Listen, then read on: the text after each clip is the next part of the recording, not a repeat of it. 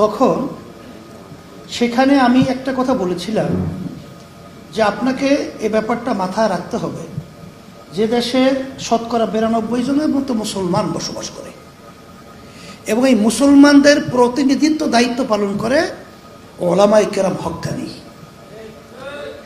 তা আপনাদের কথা এবং আপনাদের আচরণগুলো সেদিকে লক্ষ্য রেখে যদি আপনারা বলেন, যদি চলেন বা বলেন, দেশ সুন্দর হবে। আজকে আপনারা লক্ষ্য করেছেন যে বিগত দিনের এক কথায় আমরা দেশপ্রেমিক তাকে সরকার বলবো না, আসলে সে বিদেশের দালাল হিসেবে আমাদের বাংলাদেশে দায়িত্ব পালন করতেছিল। তার বিভিন্ন কার্যক্রম, তার বিভিন্ন চুক্তি এবং বিভিন্ন সময় আমরা যারা লক্ষ্য করেছি এরা শুধুমাত্র তাদের দালালি ছাড়া দেশপ্রেমিক আমরা বলতে পারি না। তাই সেখানে বাংলাদেশে যে শতকরা 92 জনের মতো মুসলমানদের নীতি আদর্শ এবং তাদের ভিতর থেকে ঈমানকে ধ্বংস করার জন্য শিক্ষা হলো জাতির মেরুদণ্ড। শিক্ষার মাধ্যমে আসলে একটা মানুষ ভালো মন্দ বিবেচনা করার মতো কি হয়, তার যোগ্যতা অর্জন হয়।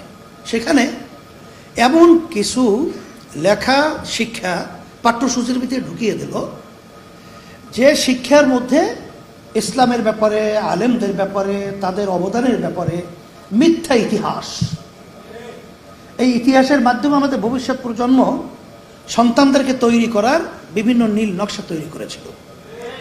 ইসলাম এই ব্যাপারে বিদ্বেষ ছড়াবার জন্যে এবং ইসলামী যে নীতি আদর্শগুলো তাদের থেকে ধ্বংস করার জন্যে বিভিন্ন ধরনের পাঠ্যসূচির মধ্যে তারা শিখাবার বন্দোবস্ত করেছিল। কিন্তু ইসলামী আন্দোলন বাংলাদেশ সহ সহযোগী সংগঠন আমরা যখন নাকি প্রতিবাদ করেছিলাম, আলহামদুলিল্লাহ অনেকটা পরিবর্তন হয়েছে, নাড়াচাড়াও করেছে, আল্লাহ শুকরিয়া। কিন্তু বর্তমানে আবার অন্তর্বর্তীকালীন সরকার যে শিক্ষা কমিশন একটা তৈরি করেছে, অর্থাৎ পাঠ্যসূচির ভিতরে তারা এটাকে সংস্কার করবে, পরিবর্তন করবে। কিন্তু দেখা যায় যাদেরকে নেওয়া হলো সেখানেও একজনও ইসলামী স্কলার কাউকে নেওয়া হয় নাই। সেখানে যাদেরকে নেওয়া হয়েছে অনেকে কিন্তু বিতর্কিত, এটা আমি নাম বলবো না। আমি সেদিনকারও বলেছিলাম, এই কথাগুলো বলার মূল উদ্দেশ্য হলো এই যে এই 5ই আগস্ট স্বাধীনতা বড় ভূমিকায় ছিলাম আমরা, কিন্তু সেখানে আমাদের কোনো মূল্যায়ন আছে? এ না থাকার কারণ কি? আসলে এখন পর্যন্ত ওদের চিন্তা চেতনা হলো আমাদের মাথায় নুন রেখে বড়ই খাবে আর বিভিন্ন সময় টুনটুন শব্দ করবে।